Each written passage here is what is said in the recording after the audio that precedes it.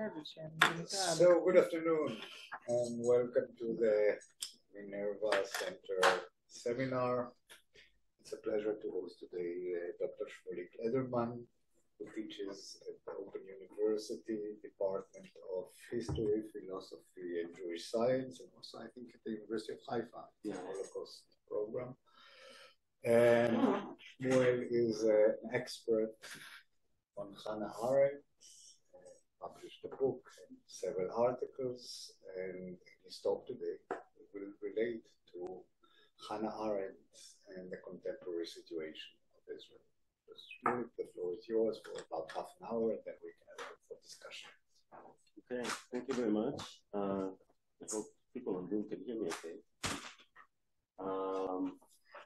So this is, I guess this is what I try to do here is part of a broader project of trying to think with Arendt and sometimes against Arendt about the Israeli condition or the Israeli situation.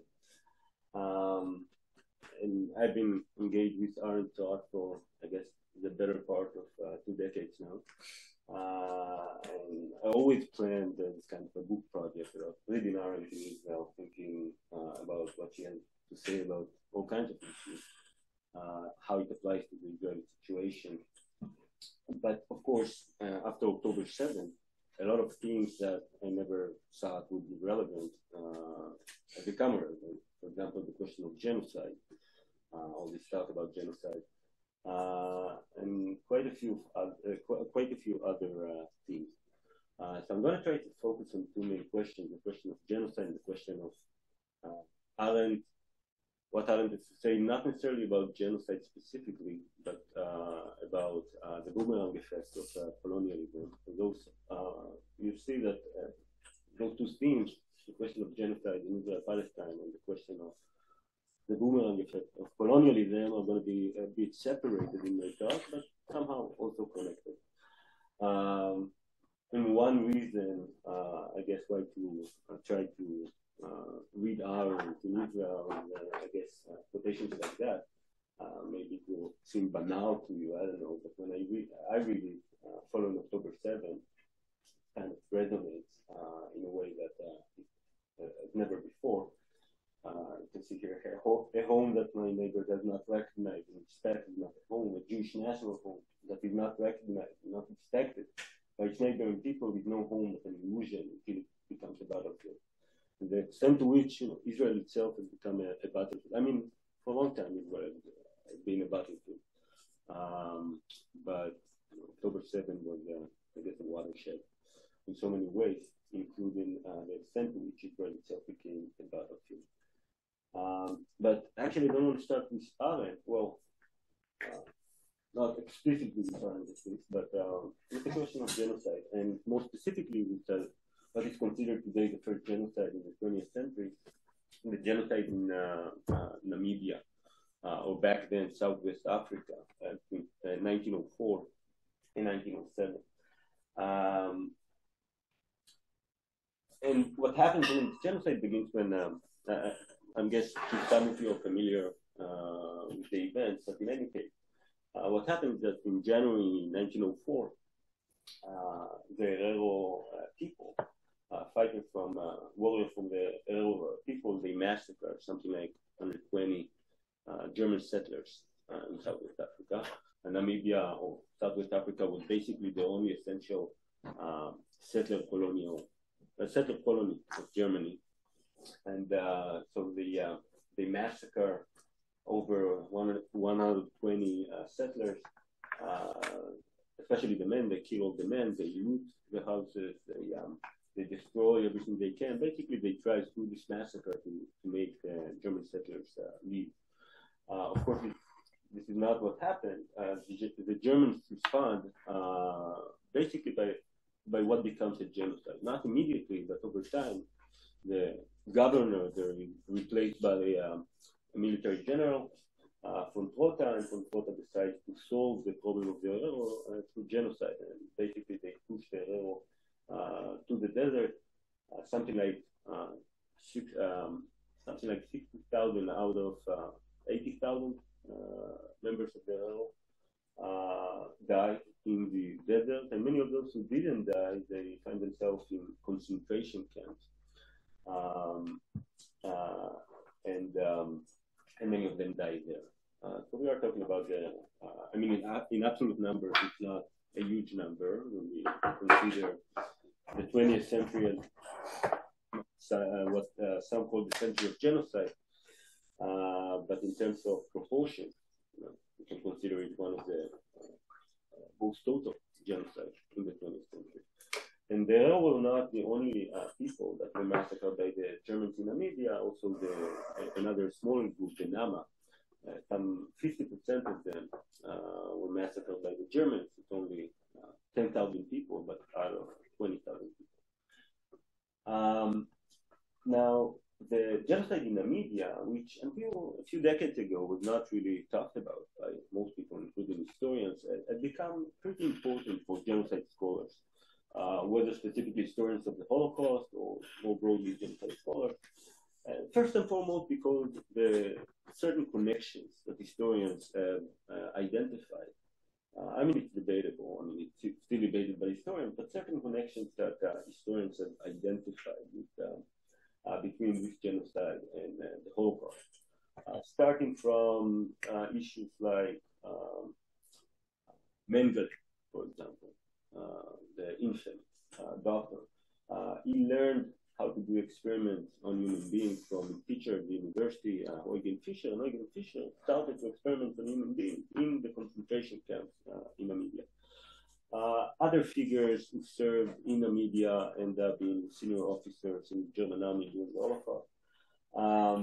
Beyond that, some historians would say the very practice of absolute destruction, so solving a problem, solving a security problem by a final solution, like a genocide. That's something that the German army begins in Namibia, then it moves over to the First World War, and then on steroids during the Second World War. And so on and so forth. So all kinds of continuities that are still debated among historians.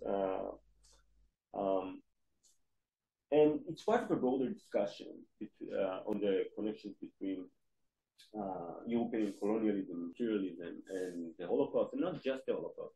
Everything that happens in Europe in the first half of the 20th century, that, as we all know, was extremely violent.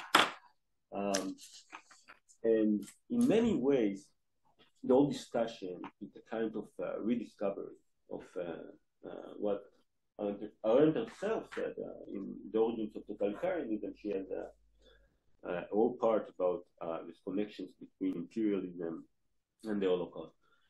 And very often, this discussion is framed exactly as I just mentioned, a rediscovery of those connections that Arendt wrote or suggest in The Origins of Totalitarianism. The Origins of Totalitarianism that he publishes in 1951. But of course, it's not just a rediscovery of Arendt, and not mostly a rediscovery of Arendt. And what I mean by that is genocide studies, like every other field in the humanities and social sciences, have become more and more sensitive to the discourse emerging from the experiences of non-white people, especially former natives of the colonies, whatever colonies, European colonies, black people, people of color across Europe, the United States, the West, and across the world. We've become much more sensitive to it. And genocide studies is included in that. So I would say the kind of more and more sensitivity to this connection is not just kind of someone read this part of Arendt's book, or someone read the Messenger, a black writer who famously wrote something similar about the boomerang effect of colonialism, meaning how what the Europeans did in the colonies came back home in the form of Hitler and Nazism. There were quite a few people who wrote and spoke in those terms back then. But it's not really, I think, that their writings were rediscovered, but this increased sensitivity made more and more people take into consideration this very perspective of indigenous population about those connections between the kind of violence and racism that the Europeans employed in the colonies and the way it came back home, not just in the form of Nazism, also the First World War, but eventually, and most strikingly, in the form of Nazism. And that takes me also to the question of genocide in Israel-Palestine. Very often this debate is framed in legal terms, right? Whether what Hamas did in southern Israel and what Israel does in Gaza, has been doing in Gaza in the last almost 8 months, whether it falls under the legal definition of genocide. And that's for obvious reasons, right? We have the Genocide Convention, it has a specific legal definition of the term genocide.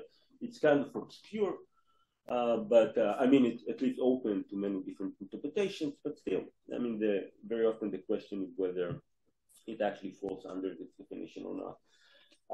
But from the perspective of genocide studies, the conversation at least should be, and is, at least among scholars of genocide, much more complicated than that.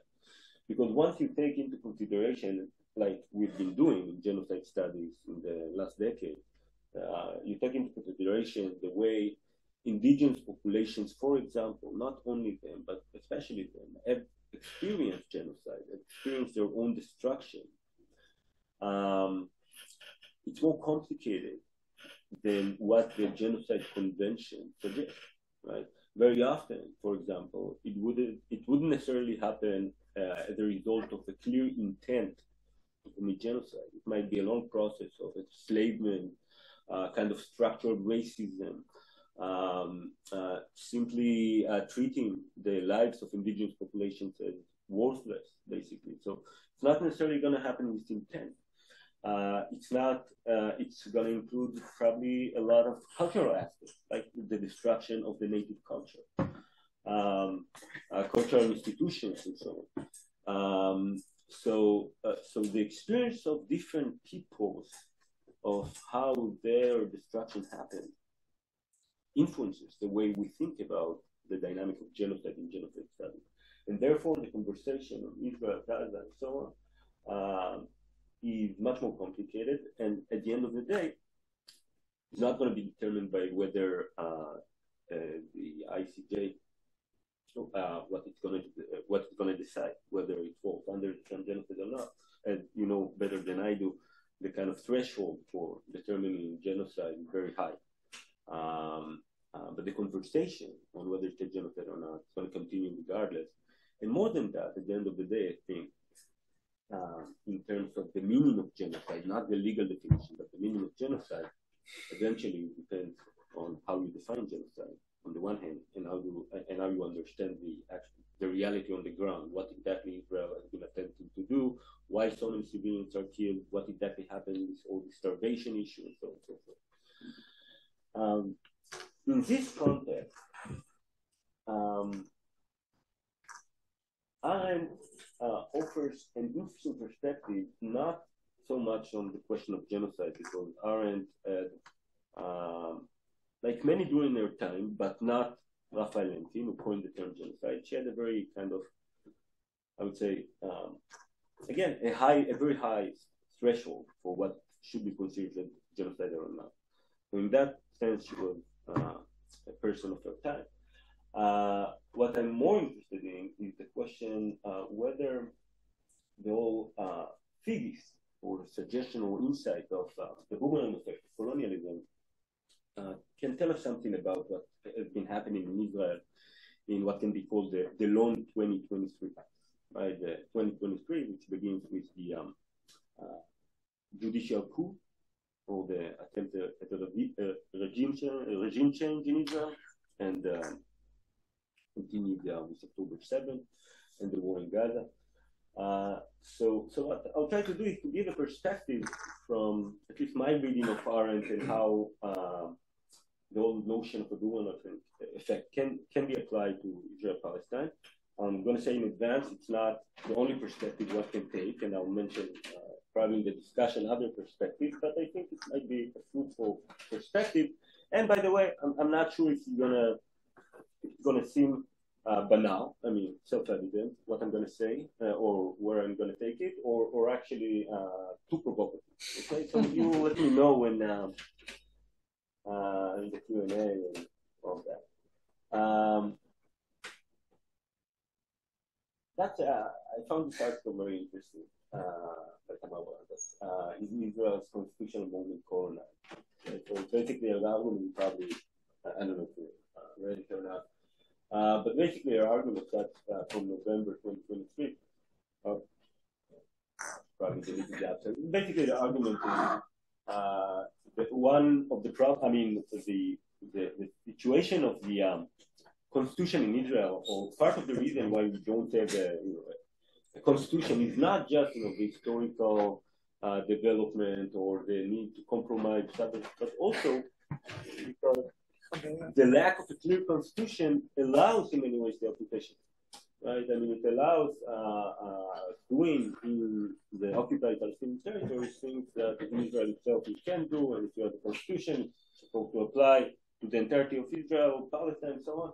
So one of the reasons, or at least why the lack of constitution in Israel is useful, is because of the need to preserve the occupation and enable Israel to do things that otherwise couldn't do. The question is, what happens if we say pretty much what I think is the obvious, but we don't often do that. Say instead of Israel's constitutional moment occupied, if it's colonized.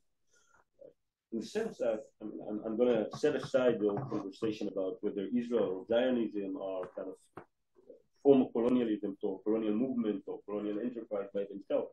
I'm going to stick to the Palestinian territories, the ones that Israel occupied in 1967. I mean, I think it's pretty self-evident, pretty obvious that what we have been doing there from 1967 is a colonial enterprise, right? We are trying to take over a territory that is not ours according to international law. It's not ours. We sent settlers. The practices in the occupied territories are classic colonial practices. So once we think about the occupied territories as basically Israel's colonies, the question from an Arendtian perspective, what happens when Israeli colonialism in the occupied territories comes back home, right? The boomerang effect of Israeli colonialism in the territories.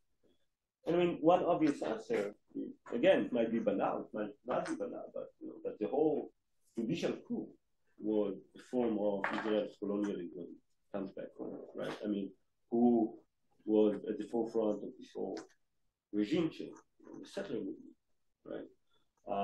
What exactly they tried to do to import into Israel the kind of more, of course, it's expected, right? But more of an arbitrary rule of the government, of those in power, similar, again, with differences, because still we are talking about the colony and the metropole, but kind of the same kind of ways of thinking and practices that Israel had applied for a long time in the territory. And beyond all that, what it is for? What it is for? To allow the settlement project to proceed in a much quicker way and without the limited bulwarks or the limited limitations that the Israel's High Court placed in front of the settlement project. So I think that at least a useful way to think about the old regime change and the kind of one form in which Israeli colonialism came back home in the sense, first of all, of importing practices and ideas that emerged from the colonies, and also to allow the increase or the strengthening the free flow of the colonial enterprise.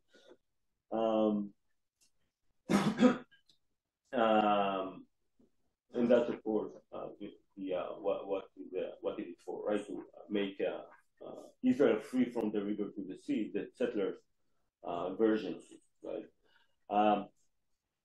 More particularly, Bezalel Smotrich's famous decisive plan. Okay, probably familiar to most of the listeners here, right? So basically, the idea, just to make sure that we're on the same page, basically the idea that's a plan that Smotrich declares in 2017. It's your translation? Decisive? No, it's your No, time? it was published also in English in Shiloh. So basically, what this decisive plan is saying we need to make sure that the Arabs don't even imagine anymore the possibility of a Palestinian state in the territories. How should we do that? We should increase the settlement. We should move something like million settlers into the territory, and that together with a much harsher response to any form of Palestinian resistance. How harsh exactly one can offer different interpretation, but basically that the growth of the settlement project is gonna make sure that it's not gonna be even imaginable anymore. Palestinian state, and basically Israel will take over the entire territory.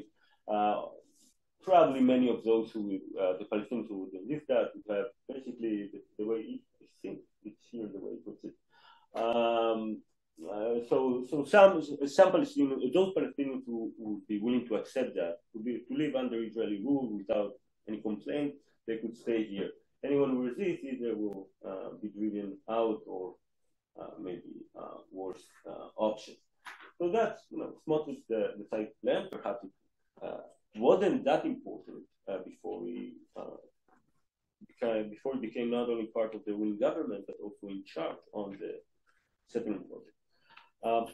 So first of all, I mean the very fact that we have such the most extreme right-wing government with people like Ben-Gvir and Smotrich in government and in roles where they can actually implement the visions of the settlement movement, the settler movement, is already a form of the most extreme, the more pro-settlement, most pro-colonial element of the Israeli society. They are in a ruling position.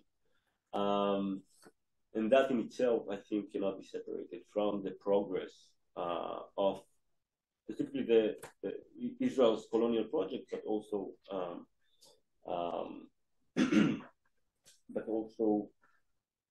the conflict, of course, that accompanied this project, right? The second Intifada, the disengagement, all of the different manifestations of the same project eventually led to a situation where the Israeli public votes for more and more radical elements. But beyond that, I want to try to look at Hamas, October 7th, Hamas's decision to attack on October 7th through this lens. Okay, I'm going to preface what I'm going to say with again an emphasis that there can be different perspectives, and I'm going to focus on issues that are not Hamas's fundamentalist ideology. But that doesn't mean that they don't take it seriously. Simply, the fact is that when they explain what they did on October 7th, they explain not so much in ideological terms, more in, I guess, practical terms. But here, I think an especially important interview from Salah al-Aruri. Israel assassinated him, I guess, 2 months ago or so. But that, if you look at the date, it's an interview from August 24. Right, so something like 2 weeks before October 7th, and it's an interview for the Resistance News Network, basically a network that is identified with Hezbollah. So it's an interview Salah al-Aruri gives before October 7th, shortly before October 7th, to friends. Right, it's not kind of after the fact justification of what they did. It gives, as you will see, it gives a kind of rationalization of what happened later on. Now, a kind of disclaimer, right? It's not clear to what extent al-Aruri himself knew about the impending at the Sinwars and Muhammad that's a decision to initiate the attack on October 7th. But still, he was basically the deputy of Hamas's political leader. So I think what he has to say gives us an important clue as to Hamas mindset immediately before October 7th. So here are some, I think, particularly suggestive paragraphs from parts of the interview. So Al always says, the Zionist government said, you either accept being our slaves or we will uproot you from this land. We say to them, as long as this war is of an eradication nature, the newcomers, the invaders, the scattered ones coming from everywhere in the world are the ones who will be uprooted and will go, just as it happened with other invaders and colonizers. These people will remain. The Zionist government made settlement decisions and put all the tools in the hands of the finance minister, Smotrich, who is the most extreme and insane person. He said that during the remaining term of this government, we will transfer at least 1 million settlers to the West Bank. So you can see that Alaoui is very much aware of Smotrich's decisive plan. The occupationist government made decisions, utilized tools, and created organizational and legal structures to accomplish their plans of controlling the West Bank of Quds and the Al-Aqsa Mosque through millions of settlers. Thus, they imposed on us the battle of confronting the settlement and occupation. That's the last one. Smotrich was on a visit to France and presented during a press conference there a map of Palestine and Jordan according to the decisive plan he and the entire Zionist right adopt. Jordan is the homeland of the Palestinians, and historical Palestine remains entirely for them without the Palestinian people. Instead of confronting this project after they've occupied the West Bank with millions of settlers and prepared all the reasons, we should confront them now. We have the opportunity, given their internal division, like Israel's internal division following the judicial coup, and the global division meaning after and an unprecedented negative stance against its government due to its extremism, its violations of all international laws and norms. We have the chance to engage in a battle against settlements and win. We have the opportunity to remove the occupation and the settlements from the West Bank instead of them removing us from it. There is no escape from comprehensive battle in the West Bank. Either we drive them out or they drive us out, and we will drive them out by the will of Allah. I mean, if we, and again, we know that it doesn't even cover, I think not in those paragraphs, in other paragraphs, or other parts of the interview, that cover, it speaks about other motivations as well, for example, the normalization with, famously the normalization with Saudi Arabia. We know, including from internal documents captured by the IDF, that the normalization was an issue. The Al-Aqsa Mosque was an issue, of course, releasing prisoners and so on. But I think, from the perspective I'm thinking together with you, I'm thinking about here. It's interesting that it seems in Alaoui's mind, and it's almost you're probably familiar with the term, to use kind of terms from genocide studies, settler colonial studies, and so on. It's almost, and if it's speaking about. They're gonna engage with the elimination of the native, right? It's either us or them. I mean, if we're not gonna act, they're gonna destroy the entire Palestinian project. They're gonna eliminate us, basically. And the response, Hamas' response was basically genocidal, right? Without getting into the debate whether it's a genocide or not, but certainly it's kind of genocidal violence, right? The one that we saw in South Gaza. I'm not saying that the kind of sadism that we saw. I think it has many different reasons, but it strikes me that in the mind of at least if it presents kind of a mindset of Hamas right before October 7th, it seems like in their mind was either we drive them out or they will drive us out. So in that sense, I think we can connect the judicial coup together with October 7th as part of this long 2023 as a kind of a year when Israeli colonialism really came back home. Now, of course, it's more in all of these senses. Right, in the sense of an attempt to the judicial coup, in the sense of an actual, so literally, right? Literally, the breach of the what was supposed to be an iron wall between Israel and the Palestinians. So literally, Israeli colonialism came back home. And of course, it's more complex than that, right? I mean, it's not a specific year or a specific moment where it's a long process for colonialism came back home. And actually, probably looking back at what started to happen, starting, I guess, from 2008, and that would be my last synthesis. Starting roughly in 2008. So in 2008, we see at least two things. We see a much more radical violence by Israel in Gaza, right? Starting from both the blockade and, of course, in 2008, the Operation Cast Lead, where Israel killed over 1,000 Palestinians, most of them civilians. Gershom Baskin is the former mediator between Israel and Hamas, and knows quite a bit about Hamas. He recently noted that what happened after Operation Cast Lead is that the Hamas operative, they went from one home to the other in Gaza, looking at the homes that were destroyed where people got killed by Israel, and they simply recruited children from there. And those children are, today's Nukhba's forces, right? So in that sense, I mean, it's kind of quite comparatively to what Israel did, at least from the first Lebanon War from 1982. A new phase of radical violence that Israel inflicted on Gaza. That's one thing. And the other thing is that we saw quite a bit of violence against Jewish leftists in Israel, in the protests that were against the operation in Gaza.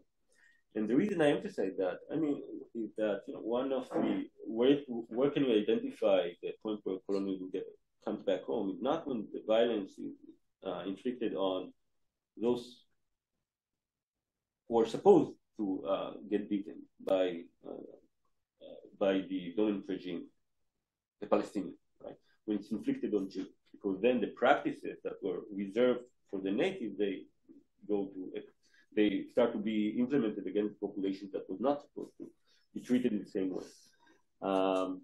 Even more so in 2014, Operation Protective Edge, where you see the emergence of the shadow, the cell, and the alliance, right? Neo-fascist groups, basically, that employed a lot of violence against leftist Jews.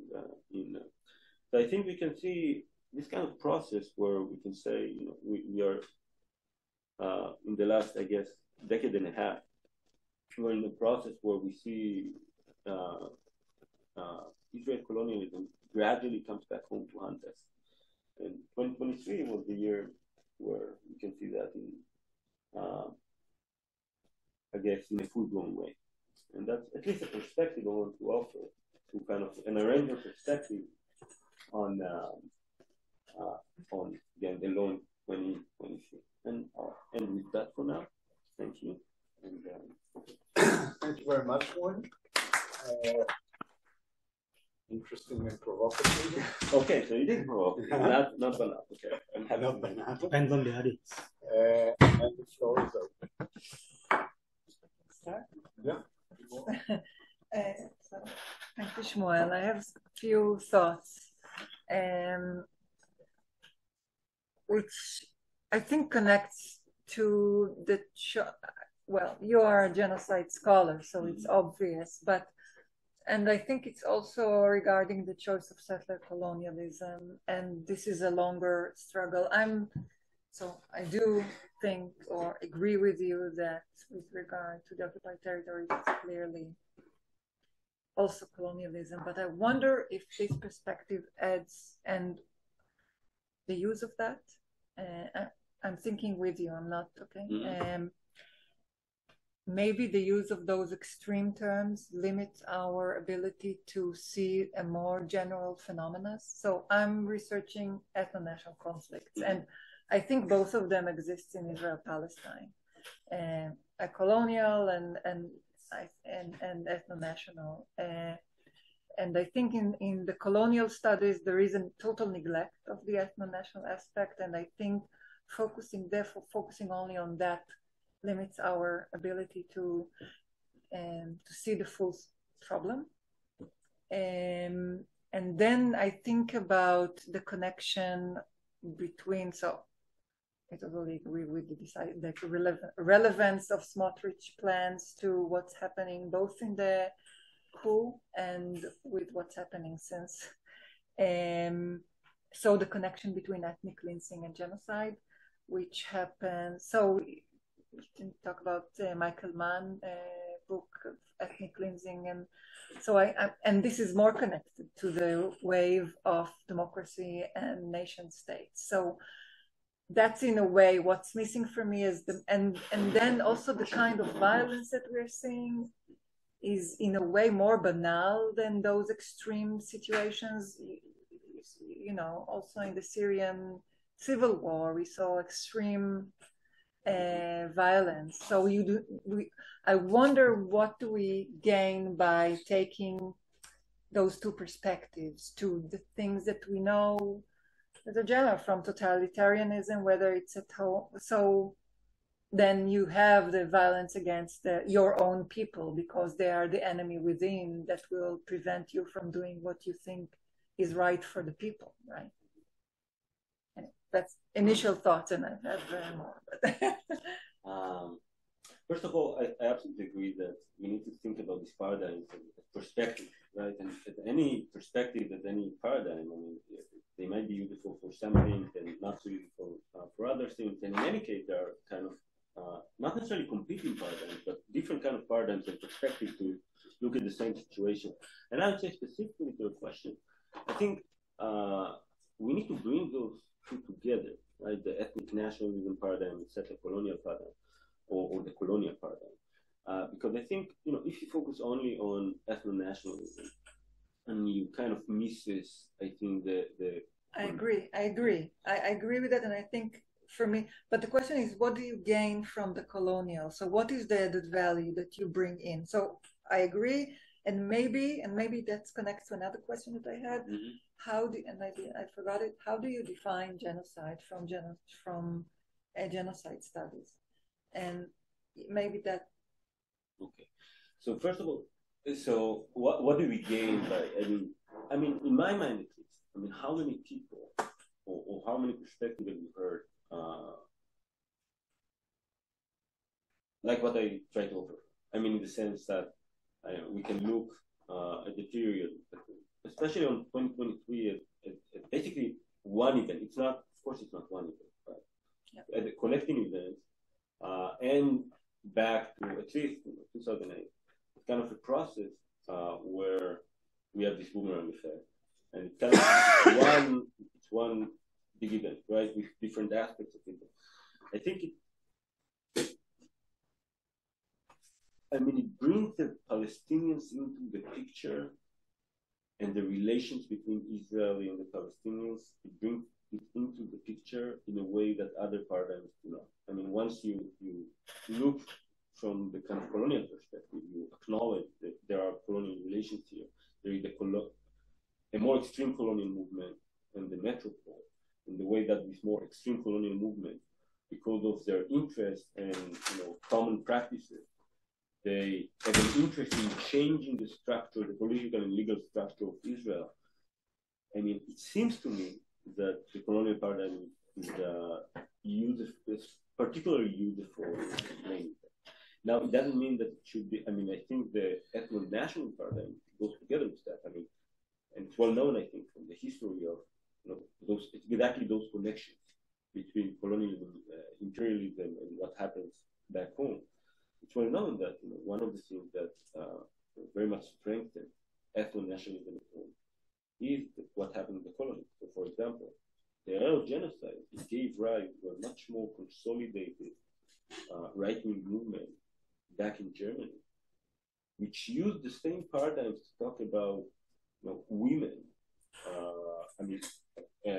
To go against equality for women, to go against any form of liberal.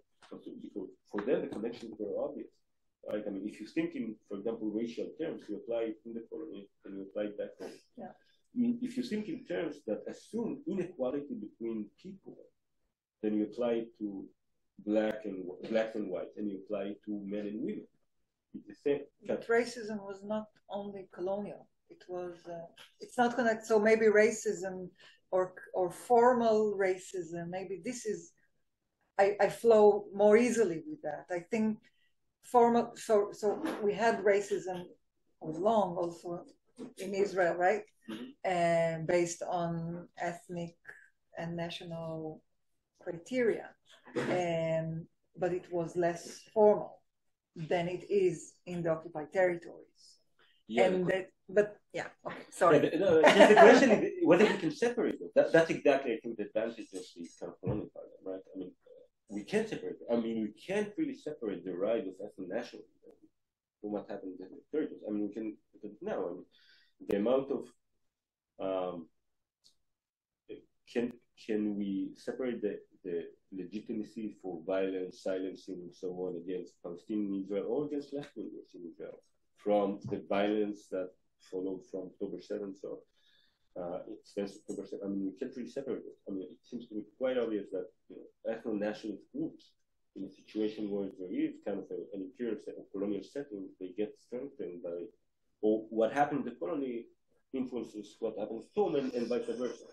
But I think we should combine the perspectives to see how these are actually connected. As to the question of the definition of genocide or the way genocide is seen in genocide studies, there are many competing definitions, right? I would say there are certain insights in genocide studies that would be kind of, first of all, one of the insights is that genocide is a highly contested issue. So different definitions of genocide, but more than that, there are certain things I think that we can say. So, for example, genocide most often happens during a war, right? Or genocide, in contrast to how we usually, the kind of model we have, which is basically the model of the Holocaust, and the one of genocide, in contrast to how we imagine genocide is usually doesn't happen because of a kind of fanatic ideology. Genocide happens for security reasons. The group suffers a security trauma or humiliation, and the response, like for example in the genocide of the response is extremely violent, and they want to achieve what one scholar called permanent security, to make sure that it doesn't happen again.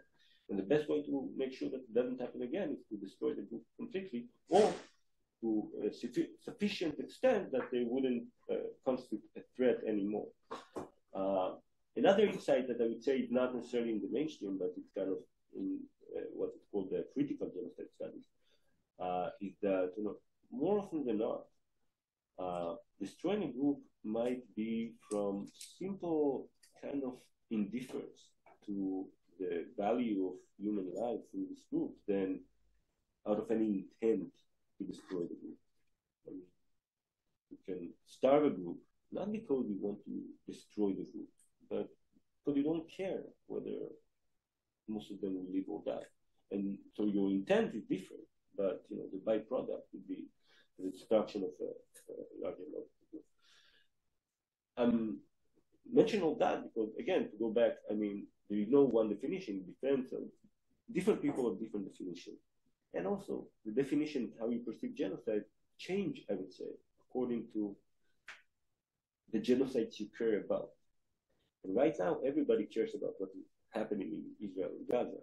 And therefore, everybody is kind of adjusting their definition of genocide, I would say. It makes them rethink what they believe in all kinds of directions. That's the wrong answer, sorry. Let me follow Libor's question, put them in a broader perspective. And you told us a story, a descriptive story or interpretive story, but it's also a constitutive story. Okay? What's going out in the world of today about Zionism, colonialism, is a result of the story. And I wonder what is the methodology in telling this story, because, we talk about colonial powers coming back to their home and performing the same things. The United Kingdom or the British Empire was the biggest colonial power, and racism in Britain is much lower than racism in the US, which was not a great colonial power. So what are the causal connections? You talked about lack of constitution as allowing occupation. As a lawyer, this is something that I maybe more understands more about. There's no connection at all.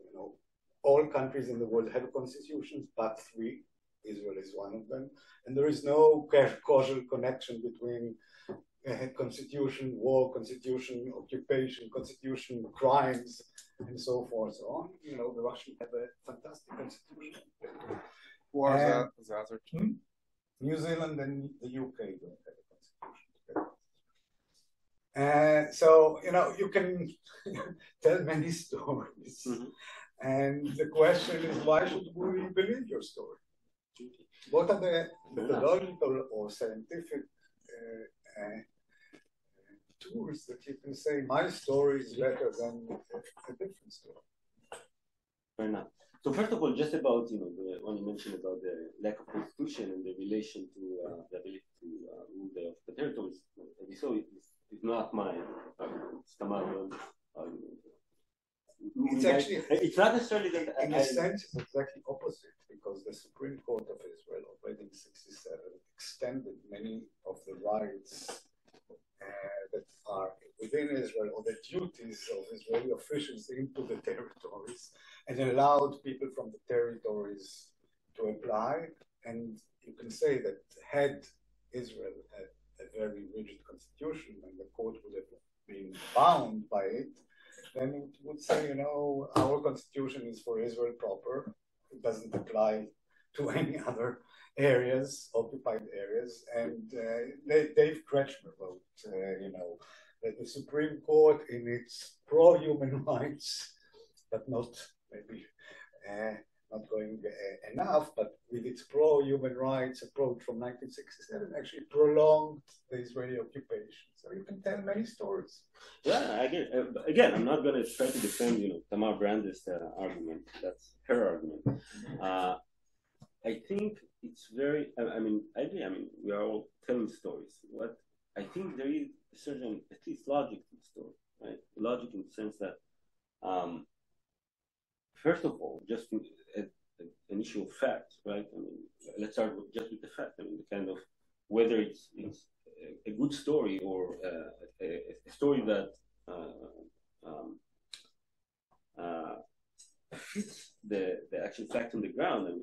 I think it is, in terms of what we have been doing in the occupied territories in the form of colonialism, and not just legally it's an occupation and so on and so forth, but the best way to understand what has been happening there is in the form of colonialism. So that's simply in terms of what kind of practices. But beyond that, what's that? This applies to the Zionist movement in general. In my opinion, it's more complex when you talk about the Zionist movement in its entirety, because then you really, I think that the whole settler colonialism paradigm is one perspective that might be useful, especially when you talk about the way the Zionist movement treated the Palestinians. But once you turn the gaze also to the internal kind of politics of the movement or the history of the movement and so on, it's more complicated than that. You can probably use the paradigm of a movement of refugees, not of settlers, of refugees, and it's going to be as useful in the perspective of colonialism. But I think once you talk about the occupied territories, all the classic elements of colonialism are there. The metropole, a metropole that sends settlers to the occupied territories. So it seems quite clear to me. Now the question whether the whole idea. Do you have another example that is similar to the territories in the sense that it's not a far away, colony? Russia. It's on your border. It has this historical connection and so forth. I just want to know if there is another. Or basically, European colonialism starts with that, right? England and Ireland and Scotland, right? we think about colonialism, taking place overseas, but European colonialism. Tell that to the Irish, tell that to the Scottish, and they would disagree, right? There is a big difference between the Irish and the Scottish. No, but Ireland was the first colony. In the 18th century, this is a very simple historical fact. The Scots in the 18th century said, we are giving up sovereignty for economic prosperity, and we agree to create this union. It's a totally different story from the Irish story. Fair enough. So let's just look at Ireland, right? I mean, it's not overseas. It's a form of colonialism, according to the Irish, and I think historically it's pretty accurate. Beyond that, I mean, whether we might want to think about Russia and Ukraine, we might want to think about China and Tibet, I mean, there are all kinds of, the Nazi project. What was the Nazi project? What was the Lebensraum, the space of, the living space in Eastern Europe? It's an imperial project, it's a colonial project. Not yeah, overseas. but the question, whether do you see any, I think also with regard to genocide, how far back do you look at situations, whether it's only a modern phenomena, or what's the difference between imperialism and colonialism? Or any territorial expansion. Sorry? For that matter. Any territorial expansion. But not necessarily. Would you say, I think, so I'm not totally clear about. I mean, there are, again, contested definitions there, right? But usually colonialism is supposed to, you are supposed to establish colonies, and sometimes settlers, sometimes not settlers. But basically, you're supposed to establish colonies and settler, while imperialism is more about domination, not necessarily with establishing colonies, but more about the domination, dominate territory. So probably, it would be more accurate to talk about British imperialism and not colonialism, because the British in India, at least, they didn't tend to establish colonies. But all these kinds of definitions are debatable, right? Someone will. It's like more to my initial question of what does it add to our understanding of the situation. I think this is what I'm trying to figure out for many discussions that I had also with others. And some of it I understand, and I think also when we talked about the genocidal studies, the difference between which perspective do you use? If you use the perspective of the perpetrator, or you take the perspective of the victim. So in a way, if you're looking at the guilt of a perpetrator, maybe guilt and the Genocide Convention is relevant more than if you're looking in genocide studies about what is the experience of the victims, if they are treated as being exterminated, maybe it doesn't matter what the perpetrator thinks. So I'm just thinking, for me, it's like, what do we get from specific perspectives to understand better the situation? And that's in a way. And I think also with the colonial stuff it is. So that's why I'm thinking, okay, how do I divide between imperialism and colonialism? What the settler colonial perspective brings into that?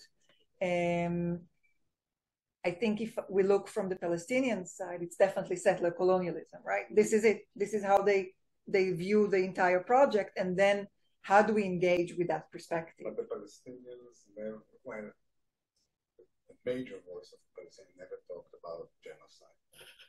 And it's interesting that it's not the Palestinians that went to the court with the Hausa. They cannot. They can, because they are party to the Genocide Convention? No, but it's interesting. Why? No, it's not. I guess because it's the Fatah that will do that. Hamas cannot do that. And I think they're, I know that when did they? 2014. The Genocide Convention with all the others. Please, I don't know that I think שיותר מעניין, כי זה מדינות. אבל זה כמו גם האחרות. wrote about the Israeli conduct as genocide before the last. I mean, though, actually, when I take the kind of colonial perspective I'm actually, the whole question of genocide is less important to me in this context, because it's mostly about how it came back home, regardless of the question of genocide. But actually, I mean, as probably we all know, Palestinians have been talking about Israel and settler colonialism for a long time, and for a long time also. For like from the beginning, they see it as a colonial project. Yeah, that's the clash of perspectives, and this is. And in settler colonialism, the kind of dominant paradigm, which I myself, I'm kind of skeptical of it, but in settler colonialism, the kind of dominant paradigm that settler colonialism is inherently genocidal. Almost inherently genocidal. So I mentioned before, it's come to the elimination of the natives. So that's part of that's a phrase coined by one of the most important scholars of settler colonialism, Patrick Wolf, and he basically said, there is a drive in every kind of settler colonialism. There is a drive to eliminate the native because you compete over land. But actually, it's not. Notice that but it's not only colonialism comes back home, and not settler colonialism. But it's not only there. British Empire.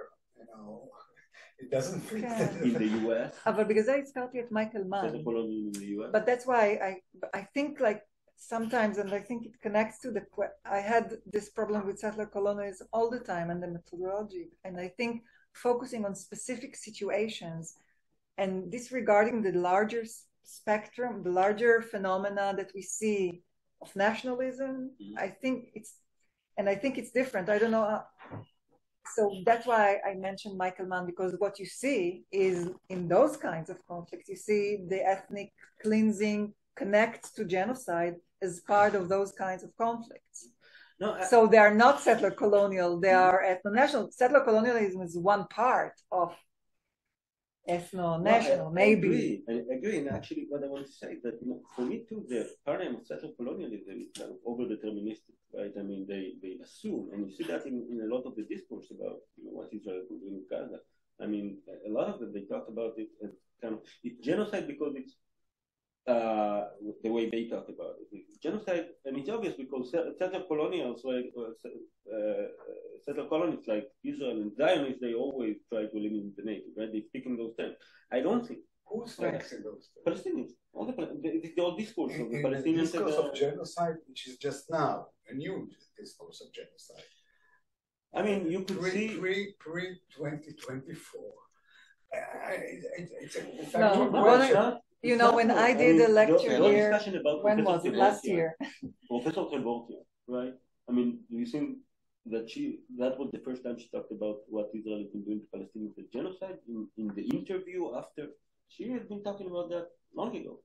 That's a common discourse among the Palestinians because of the sole paradigm. What Eli referring to, and correct me if I'm incorrect, there is a local knowledge and there is knowledge in academia and in the West when they produce these theories. But I'm not sure we can draw the line very clear because there are some Palestinian scholars and some knowledge produced in the West, theories about genocide, etc., that are going to the ground. And a connection with colonialism. This is something maybe I don't know. It's a factual thing which can be examined. It's not all stories. Yeah. Let's examine pre-2024. How many Palestinians talked about their situation as genocide? Maybe Kabakan, who is intellectual talk. But it's interesting to find out whether this whole paradigm was introduced by the South Africa. אני לא יודעת, כן, genocide prior to October 7. The discussion was on apartheid, not on genocide. No, settler colonialism. No, the connection was to settler colonialism, and it's for a long time, 20 years. At least, around 20 years. And what Shmuel is saying, because it's settler colonialism, in the settler colonialism paradigm, you're talking genocide is part of that, of the process of. Which is also a problem. And this is why you see. Of course, but this is the connections. And this is why you see Palestinian scholars. They did, of course, the resonance of the term genocide and so on. It has exploded, right, since October 7th. But it was there already in genocide studies. You can find articles by Palestinians and others about analyzing the situation in Israel-Palestine as a genocide. It has also to do with the fact that a lot of us have been going back to Raphael Lemkin, and when you see his analysis, ethnic cleansing, for example, right? For him, the expulsion of the Jews from and the Muslims from Spain was the case of genocide.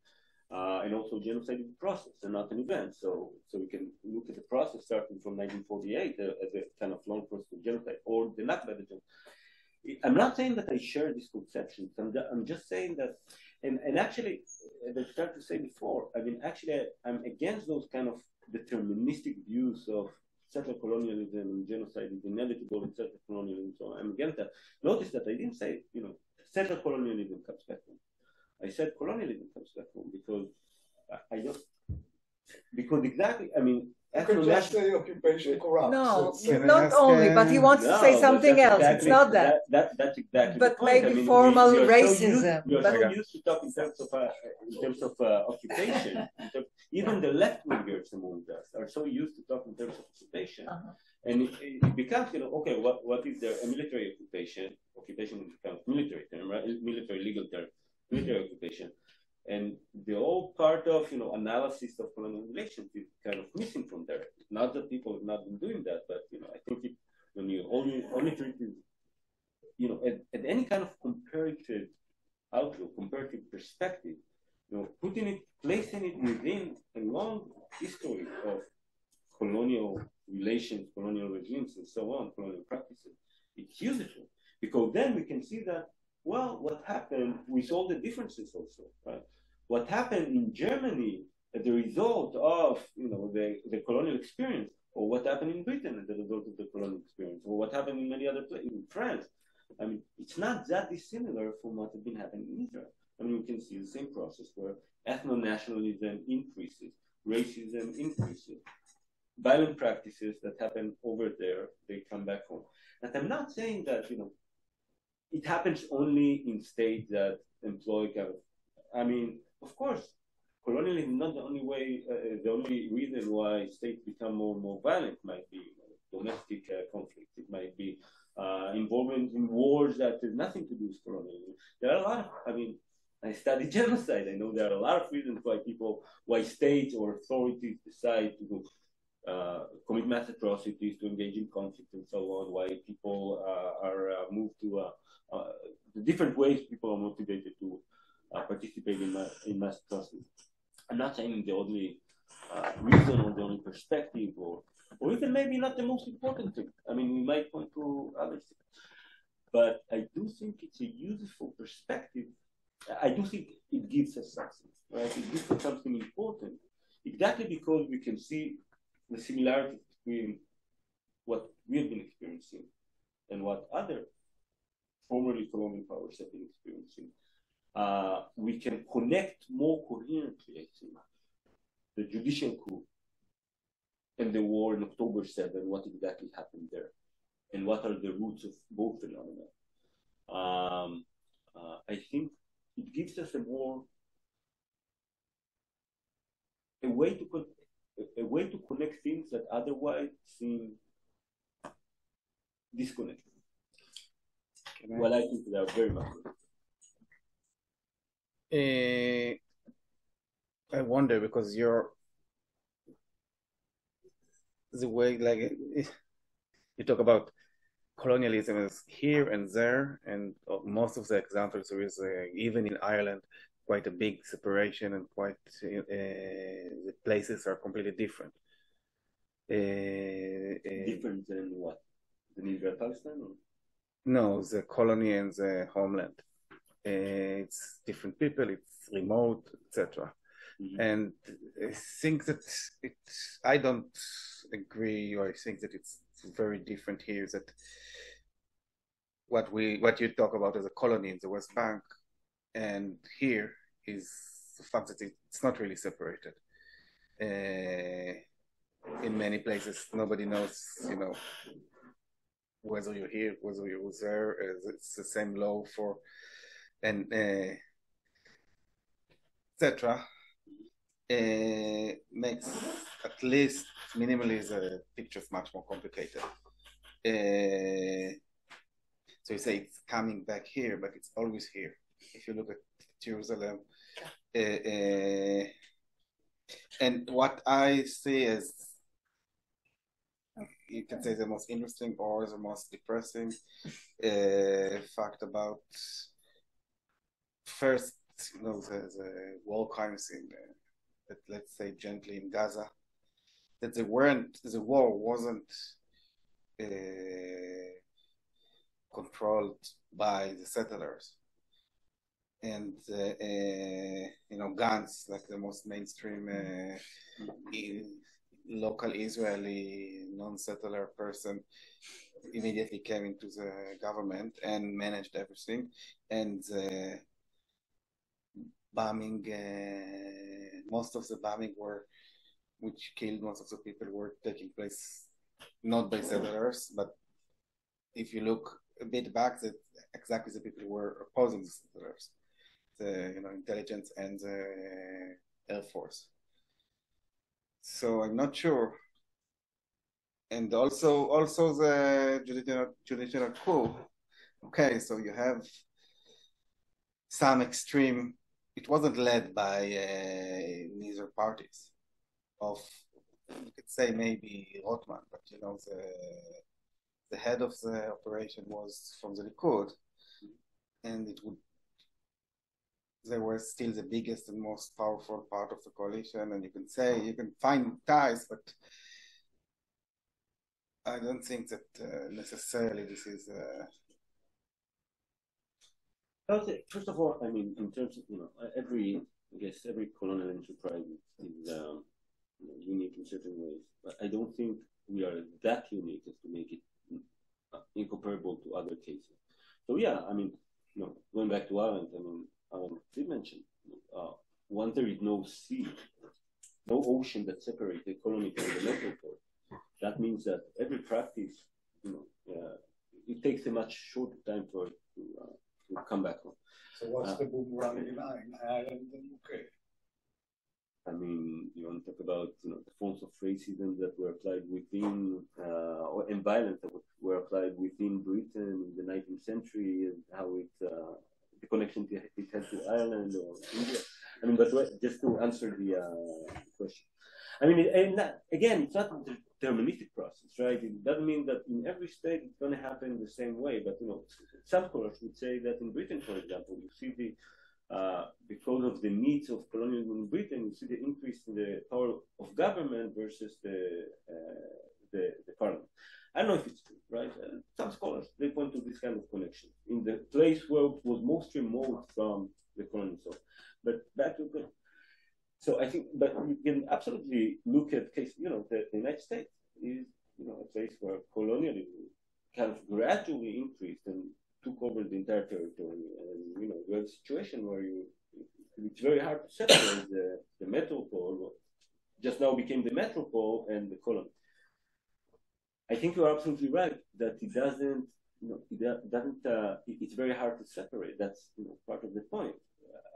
Some scholars would say, not just scholars, we can see documents how practices of the military government within Israel before 67 were used in the new occupied territories, right? So there are kind of interchange of practices towards the native population, the Palestinians, right?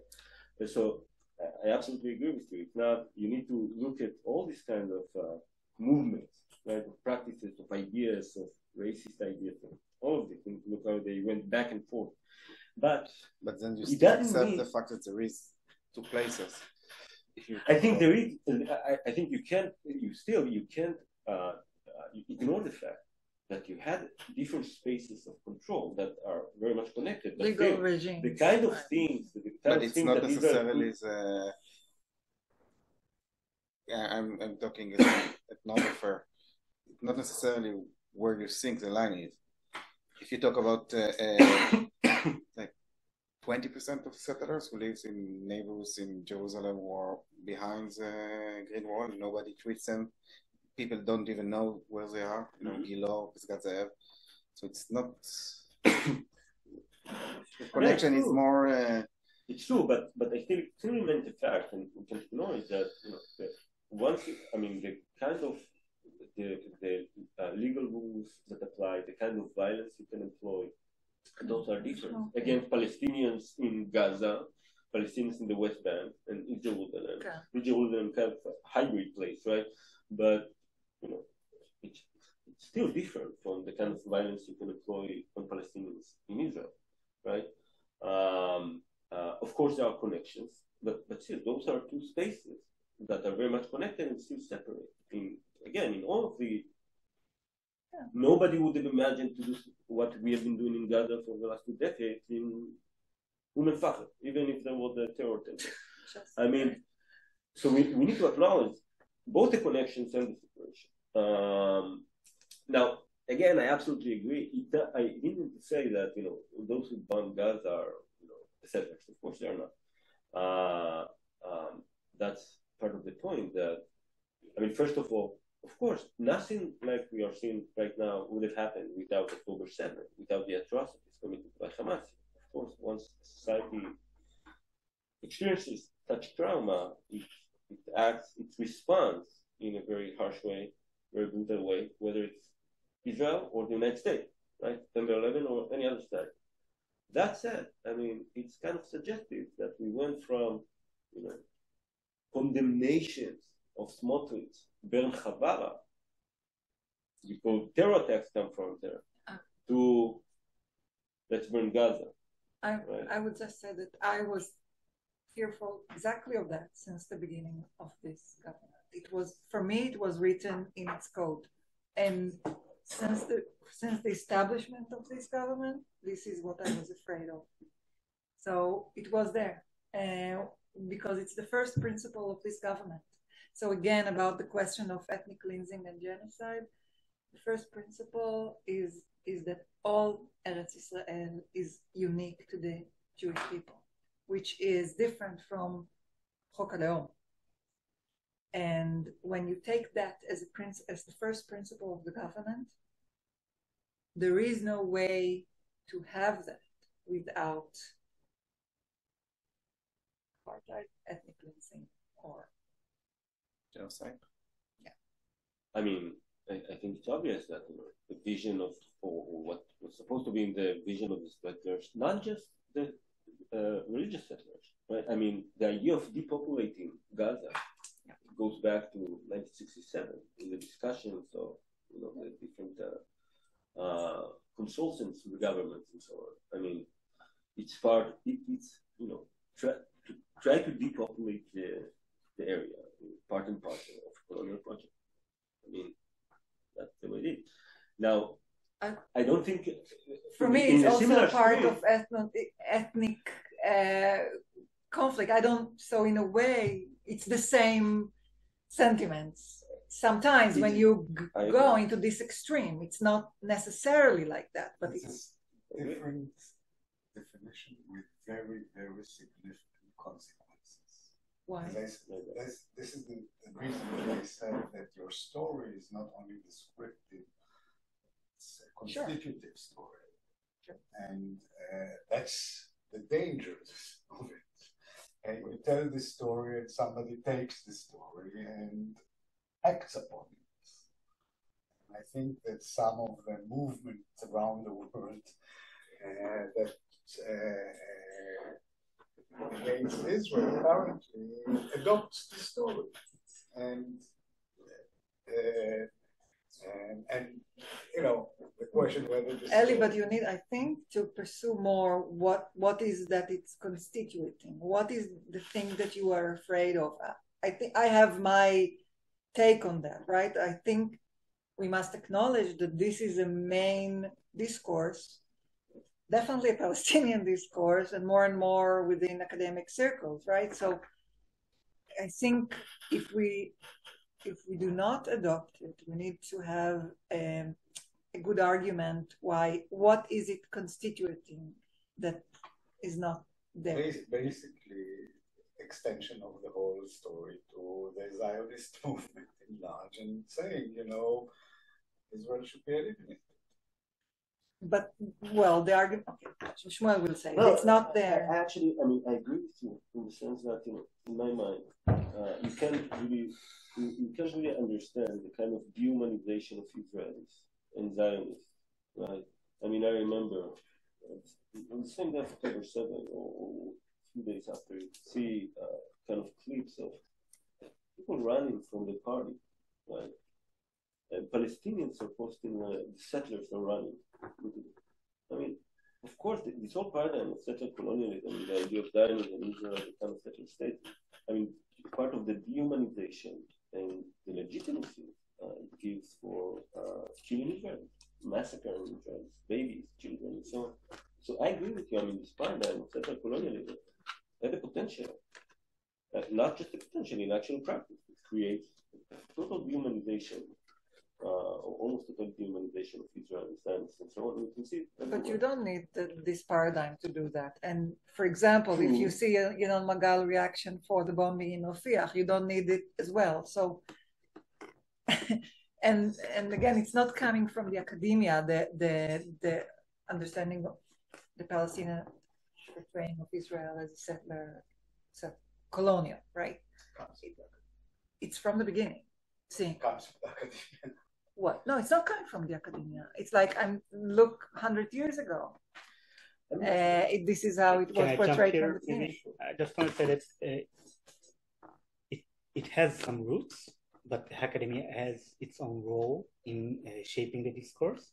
I think there is a discursive shift right now. The use of genocide is one side of it. The other one on the Jewish side is the anti-Semitism narrative, which also it got very much weight since October 7th, and nothing major change in reality. I mean, Hamas didn't change their values, their intention in many, many ways, but suddenly the 7th of October was positioned as part of a long Jewish history of persecution. So it was also a discursive change, and it also has a performative role like the genocide. So I think if I can just add it to a question for you as a scholar, because this is a dilemma that I'm facing as well.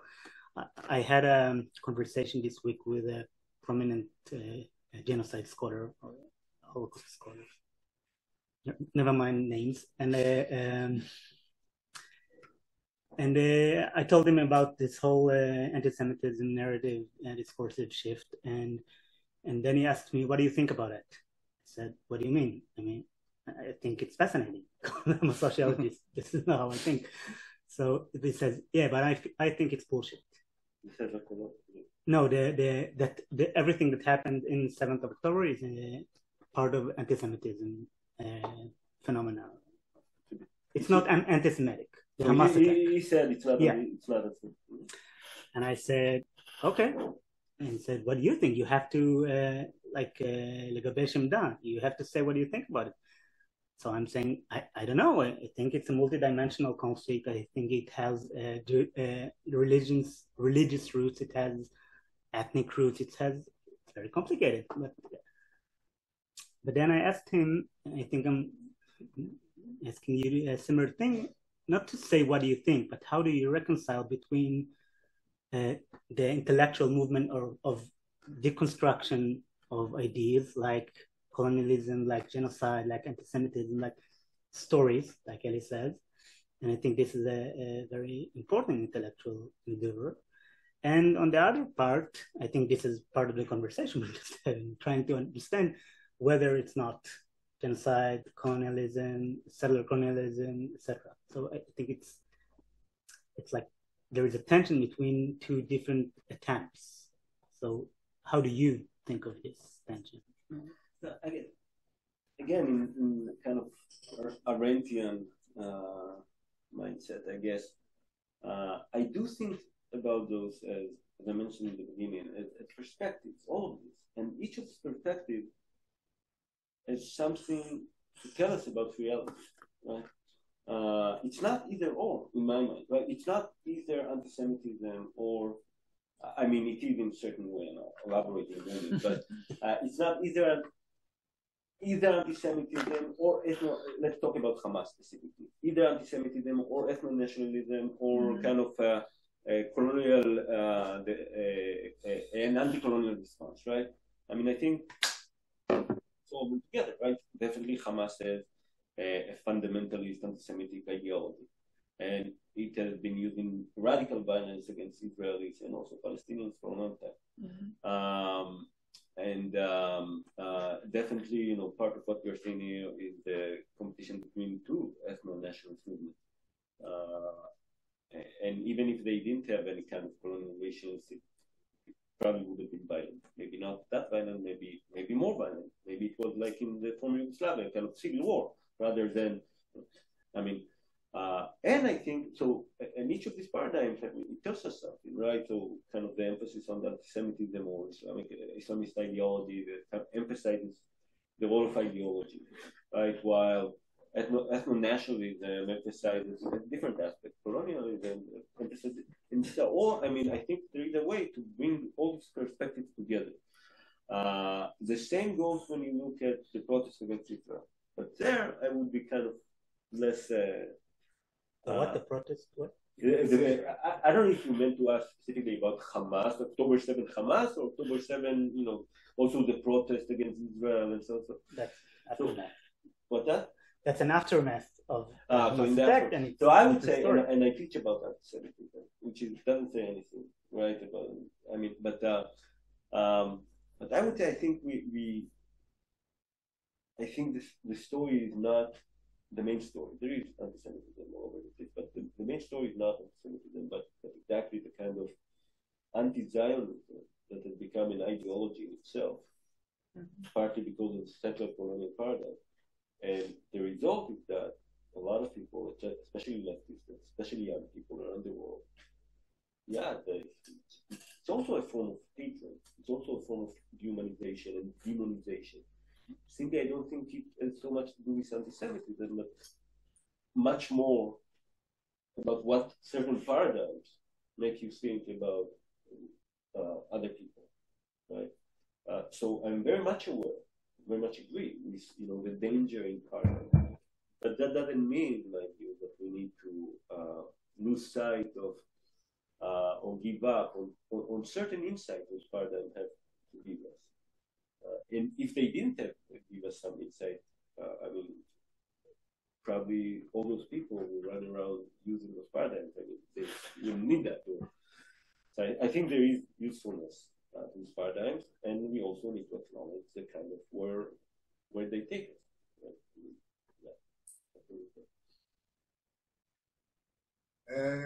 We were left only with Jian Jiang. Hi, Jian Jiang. You have a question? Hi. No, thank you. How many people were in the beginning? All of them left us. How many of them were there? How many people did I bore? No, most of them stayed for the presentation during the Q&A. Thank you very much, Shmuel. It was really fascinating. Thanks for coming.